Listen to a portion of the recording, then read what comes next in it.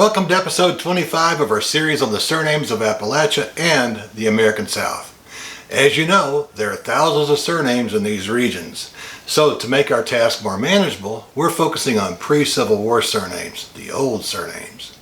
That's because the Industrial Revolution introduced thousands more names across the fruited plains, and some of them no doubt made their way into major cities in the South. Each of the family names we'll examine today was requested by members of our YouTube community.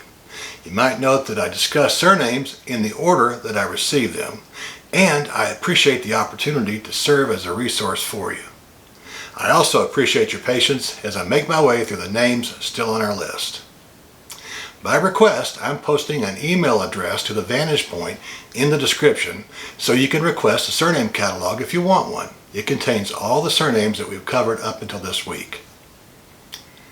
In case you missed the previous video, I'll post a link to it also in the description. So, today on the Vantage Point, we'll be talking about the origins and meanings of 8 common and not so common Appalachian and Southern surnames. I hope you'll join me. Let's get started. Number 1, Baldwin. Have you ever heard of Dwight Hamilton Baldwin? He opened a music store in 1857 on the banks of the Ohio River. He later manufactured pianos. His first one was sold in 1891. Today, Baldwin Piano Company is headquartered in Nashville, Tennessee, and is one of the largest piano manufacturers in the United States. The Baldwin surname existed before the Angles and the Saxons settled in Great Britain.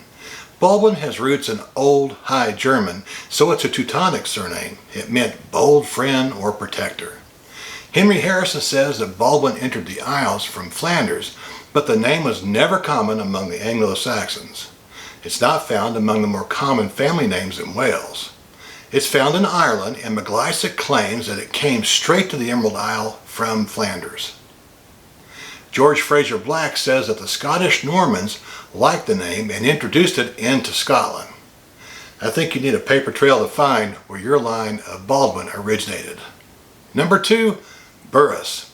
One of my great-great-aunts married a Burris in Oliver Springs, Tennessee, so I have distant cousins with this surname. If you have ever had trouble finding the origin of Burris, it's likely because it's an alternate form of borough, as in Boonesboro and Middlesboro. Borough originally meant stronghold or fortified place. In Ireland, it's also spelled B-U-R-R-O-W-S, or with an E-S at the end. It doesn't appear to be among the more common names in Scotland or Wales, so I think we're safe in calling Burris an English or Anglo-Irish surname. Number 3, Baker. Baker is one of those surnames that when you hear it, or when I hear it, I think about a chocolate cake or some other treats. As you might guess, Baker is an occupational name for one who baked bread. It's the 42nd most common surname in Wales, and it's found in every province in Ireland. In fact, it appears in the 13th century Irish records as the Baker. It's also found in Scotland. The ubiquitous nature of Baker in the Isles tells me that one would need a paper trail and perhaps DNA to determine where your line originated.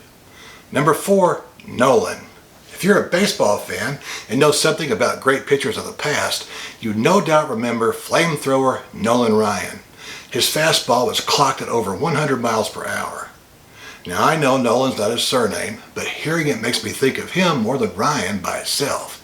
Both his first and last names, by the way, are of Irish origin.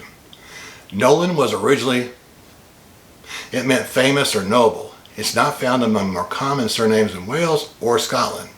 At the end of the day, I think we're safe in calling Nolan an Irish surname. Number 5, McLean. McLean is derived from the Scottish Gaelic, where it's spelled means the son of the servant of John. Of course, when I hear or read this surname, I'm reminded of my favorite novella and one of my favorite movies from the 1990s.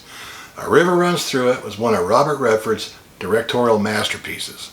It also introduced me to a slim, blonde-headed fella from Missouri or Oklahoma, one, I forget which, named Brad Pitt. In the movie, the McLeans are quite proud of their Highland Scots heritage. The Reverend McLean, the patriarch of the family, was worried that people would think that they were Lowland Scots because of the way Brad's character was spelling his name. If you haven't seen it, you should watch it. It goes well with popcorn and a soft drink. I think we're more than safe in calling McLean a Highland Scots name. Number 6, Cummings. According to Henry Harrison, Cummings began its existence as the French personal name Cummin. In Scotland, it can also be presented as. Black points out that Cummings has deep roots in France near the Belgian border, so he seems to agree with Harrison on its French origin. In Ireland, it can also appear as Commons. Alas, it's not a popular surname in Wales.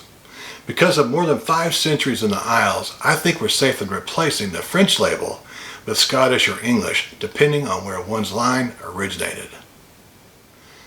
Number 7, Boggs. The surname Boggs has a Celtic origin, but which Celtic nation can claim it?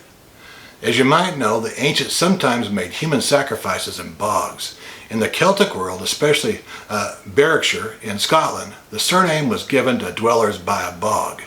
That's not a place where I want to be if there's ever a zombie apocalypse, that's for sure.